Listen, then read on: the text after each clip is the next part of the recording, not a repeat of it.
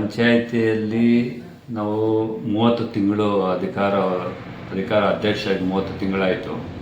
30 ತಿಂಗಳಲ್ಲಿ ಈಗ ಕೊನೆ ಹಂತ ಅಂತಂದರೆ ಪಂಚಾಯಿತಿ ನಮ್ಮ ಟರ್ಮ್ ಏನಿದೆ, ಒಂದು ಅವಧಿ ಕೊನೆ ದಿನ ಇವತ್ತು. ಅದಕ್ಕಾಗಿ ಎಲ್ಲ ನಮ್ಮ ಪಂಚಾಯಿತಿಯ ಉಪಾಧ್ಯಕ್ಷರಿರ್ಬೋದು, ಈ 10 ಹಳ್ಳಿ ಸದಸ್ಯರಿರ್ತಕ್ಕಂಥ ಬೀಳ್ಕೊಡುಗೆ ಕಾರ್ಯಕ್ರಮ ಅಂದರೆ ಸೆಂಡ್ ಆಫ್ ಕಾರ್ಯಕ್ರಮವನ್ನು ನಾವು ಇವತ್ತು ಹಮ್ಮಿಕೊಂಡಿದ್ದೀವಿ ಸರ್. ನಿಮ್ಮ ಅವಧಿಯಲ್ಲಿ ಸರ್ ಪಂಚಾಯಿತಿ ಸದಸ್ಯರ ಸಹಕಾರ ಹೇಗಿತ್ತು ಸರ್? ಸರ್, ನಮ್ಮ ಪಂಚಾಯಿತಿ ಸದಸ್ಯರ ಸಹಕಾರ ಹೇಗಿತ್ತು ಅಂತಂತಂದರೆ, ಒಂದು ಮನೆಯಲ್ಲಿ ಅಣ್ಣ ತಮ್ಮಂದರಿಗಿಂತ ಹೆಚ್ಚಾಗಿ ನಾನು ಸಹಕರಿಸಿದ್ದಾರೆ. ಅದರಲ್ಲಿ ಎರಡನೇ ಮಾತಿಲ್ಲ.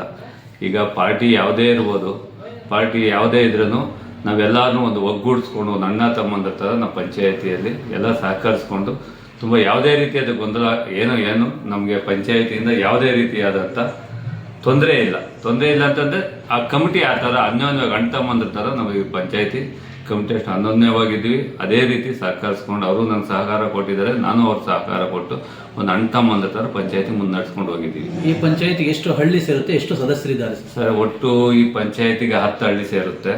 10 ಹಳ್ಳಿಯಿಂದ 19 ಸದಸ್ಯರ ಬಲ ಹೊಂದಿರತಕ್ಕಂಥ ಪಂಚಾಯಿತಿ ಇದು ಸರ್. ನಿಮ್ಮ ಅವಧಿಯಲ್ಲಿ ಗ್ರಾಮ ಪಂಚಾಯಿತಿ ಅಂದ್ರೆ ಅಧಿಕಾರ ವಿಕೇಂದ್ರೀಕರಣದ ಕೇಂದ್ರ ಸ್ಥಾನ ಅಲ್ವಾ? ನಿಮ್ಮ ಅವಧಿಯಲ್ಲಿ ಆದಂತ ಅಭಿವೃದ್ಧಿ ಕಾರ್ಯಗಳೇನೇನಿದೆ ಸರ್? ನಮ್ಮ ಅವಧಿಯಲ್ಲಿ ಹಿಂದೆ ಇರ್ತಕ್ಕಂಥ ಕಮಿಟಿ ಇತ್ತು, ಅದು ನಮ್ಮ BJP ಕಮಿಟಿನೇ. ಕಾರಣಾಂತರಗಳಿಂದ ಕೋವಿಡ್ ಒಂದು ಸಂದರ್ಭ, ಆ ಕೋವಿಡ್ ಸಂದರ್ಭದಲ್ಲಿ ಆ ರೀತಿಯಾಗಂತ ನಾವು ಪಾಪ ಎಲ್ಲ ರೀತಿಯಲ್ಲಿ ಹಿಂದೆಯಿಂದ ಅಧ್ಯಕ್ಷರು ಸಹ ಅವರು ಅದೇ ರೀತಿ ಮುನ್ನಡೆಸ್ಕೊಂಡ್ಬಂದರು. ತದನಂತರ ಕೋವಿಡ್ ಒಂದು ಇದಾಯಿತು. ಕೋವಿಡ್ ಇದಾದಮೇಲೆ ಮತ್ತೆ 30 ತಿಂಗಳ ಅವಧಿ ನಮಗೆ ಎರಡನೇ ಟರ್ಮ್ ಏನಿದೆ 5 ವರ್ಷ ಅವಧಿಯಲ್ಲಿ 2 ಟರ್ಮ್ ಮಾಡಿತ್ತು. ಎರಡನೇ ಅವಧಿಯಲ್ಲಿ ನಾವೊಂದು ಅಧ್ಯಕ್ಷ ಸ್ಥಾನಕ್ಕೆ ಬಂದಿದ್ದೇನು. ಅಧ್ಯಕ್ಷ ಸ್ಥಾನಕ್ಕೆ ಬಂದಾಗ ನಾವು ಪಂಚಾಯಿತಿ ತುಂಬ ಚೆನ್ನಾಗಿ ನಡ್ಸ್ಕೊಂಡು ಹೋಗಿದ್ದೀವಿ. ಯಾವುದೇ ರೀತಿಯಲ್ಲಿ ಪಂಚಾಯಿತಿ ಈಗ ಮೇಜರ್ ಏನಿದೆ ಸರ್ ಪ್ರಾಬ್ಲಮ್ ನಮಗೆ, ಈಗ ಬಂದಂಥ ರಾಜ್ಯ ಸರ್ಕಾರ ಈ ಬಿಟ್ಟಿ ಭಾಗ್ಯ ಒಂದು ಕೊಟ್ಟು ಈ ಪಂಚಾಯಿತಿಗಳನ್ನ ಕಡೆಗಣನೆ ಮಾಡ್ತು. ಆ ಬಿಟ್ಟಿ ಭಾಗ್ಯ ಕೊಡೋದು ಬಿಟ್ಟು ಅದೇ ಭಾಗ್ಯನ ಪಂಚಾಯಿತಿಗಳಿಗೆ ಅನುದಾನ ಕೊಟ್ಟಿದ್ದೀವಿ. ತುಂಬ ಚೆನ್ನಾಗಿತ್ತು. 15ನೇ ಹಣಕಾಸಿನ ಅಂತಂದು ಇದೇ 2.5 ವರ್ಷದಲ್ಲಿ ನಮ್ಗೆ ಕೊಟ್ಟಿರೋದು ಎರಡೇ ಸಲ ವರ್ಷಕ್ಕೆ 2 ಸಲ ಬರ್ತಕ್ಕಂಥದ್ದು ನಮಗೆ ಅನುದಾನ. ಈ 2.5 ವರ್ಷ 30 ತಿಂಗಳ ಅವಧಿಯಲ್ಲಿ 2 ಸಲ ಬಂದಿರ್ತಕ್ಕಂಥದ್ದು.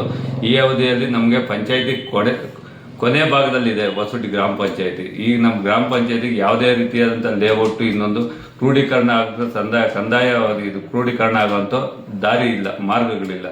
ಅದರಲ್ಲಿ ಏನಾಗಿದೆ ಅಂದರೆ ನಾವು ಪಂಚಾಯಿತಿಯ ಕಂದಾಯಗಳೇನಿದೆ ಆ ಕಂದಾಯಗಳು ವಸೂಲಿ ಮಾಡಿಕೊಂಡು ಈ ನಮ್ಮ ಪಂಚಾಯಿತಿ ಏನಿದೆ ನಮ್ಮ ಈ ಸ್ಟಾಫ್ ಏನಿದೆ ಆ ಸ್ಟಾಫು ನಾವು ಒತ್ತಡ ಏರಿ ಅಂತ ತುಂಬ ಒತ್ತಡ. ಬೆಳಗ್ಗೆ ಒಂದು 8 ಗಂಟೆಗೆಲ್ಲ ಅವರು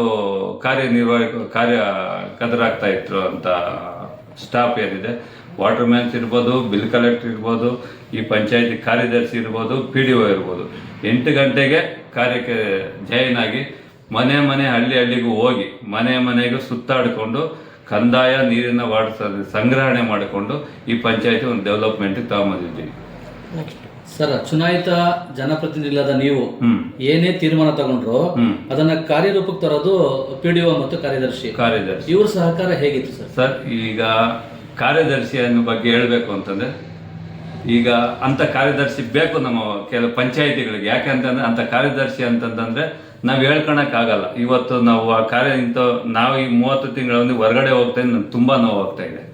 ಯಾಕೆ ಅಂತಂತಂದ್ರೆ ಒಂದು ಅಣ್ಣ ತಮ್ಮಂದ್ರಿಗಿಂತ ಮನೆ ಯಜಮಾನನ ಥರ ನಾವು ಅಧ್ಯಕ್ಷರಾಗಿದ್ದೀವಿ, ಇಲ್ಲ ಅಂತ ಹೇಳಿಲ್ಲ. ಬಟ್ ನಮಗೆ ಅನ್ಯೋನ್ಯವಾಗಿ ಸಪೋರ್ಟು, ಒಂದು ಭುಜ ಕೊಟ್ಟು ನಮಗೆ ಯಾವ ಪ್ರೀತಿ ನಡ್ಕೊಬೇಕು, ನಾವು ಅವರಿಬ್ಬರು ಕುಂತ್ಕೊಂಡು ಯಾವ ರೀತಿ ಈ ಪಂಚಾಯತಿ ಮುನ್ನಡೆಸ್ಕೊಂಡು ಹೋಗ್ಬೇಕಂತದ್ರಲ್ಲಿ ಪ್ರಮುಖ ಪಾತ್ರ ವಹಿಸಿರ್ತಕ್ಕಂಥದ್ದು ಅವರು ನಮಗೆ.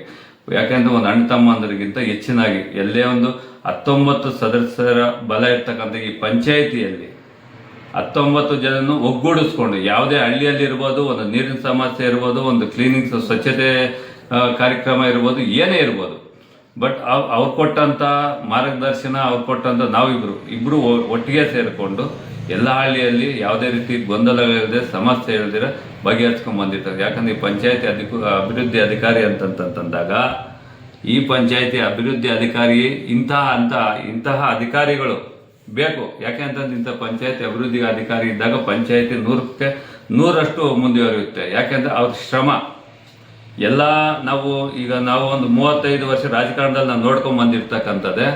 ಈ 35 ವರ್ಷ ರಾಜಕಾರಣದಲ್ಲಿ ನೋಡ್ಕೊಂಡ್ ಬಂದಿರ್ತಕ್ಕಂಥ ಸಂದರ್ಭದಲ್ಲಿ ನಾವು ಈಗ ಈ ಪಂಚಾಯತಿ ಅಭಿವೃದ್ಧಿ ಅಧಿಕಾರಿ ಫಸ್ಟ್ ಟೈಮ್ ನಾನು ನೋಡಿರ್ತಕ್ಕಂಥದ್ದು. ಹಿಂದೆ ಭಾಗ್ಯಶ್ರೀ ಅಂತ ಮೇಡಮ್ ಇದ್ರು, ಅವರು ಇವಾಗ RDP ಆಫೀಸರ್ ಹೆಡ್ ಆಫೀಸಲ್ಲಿ ಇದ್ದಾರೆ. RDP ಆಫೀಸಲ್ಲಿ ಅವರು ತುಂಬ ಇದೇ ರೀತಿಯಾಗಿ ಕೆಲಸ ಮಾಡಿದಂಥವ್ರು. ಇದನ್ನ ಮೊಟ್ಟ ಮೊದಲು ಇದು 2ನೇ ರೀತಿ ನೋಡಿರ್ತಕ್ಕಂಥ ಪಂಚಾಯತಿ ಅಭಿವೃದ್ಧಿ ಅಧಿಕಾರಿ. ಇಂಥ ಅಭಿವೃದ್ಧಿ ಅಧಿಕಾರಿ ಇದ್ರೆ ಪ್ರತಿ ಗ್ರಾಮ ಪಂಚಾಯತಿನೂ ಅದು ಮುಂದುವರೆದು ಯಾವುದೇ ರೀತಿ ಸಂಶಯವಿಲ್ಲ. ಏನ್ ಸರ್ ಅವ್ರ ಹೆಸರು? ಸತ್ಯಪ್ರದೀಪ್ ಅಂತ ಹೇಳ್ಬಿಟ್ಟು ಸರ್ ಅವರು.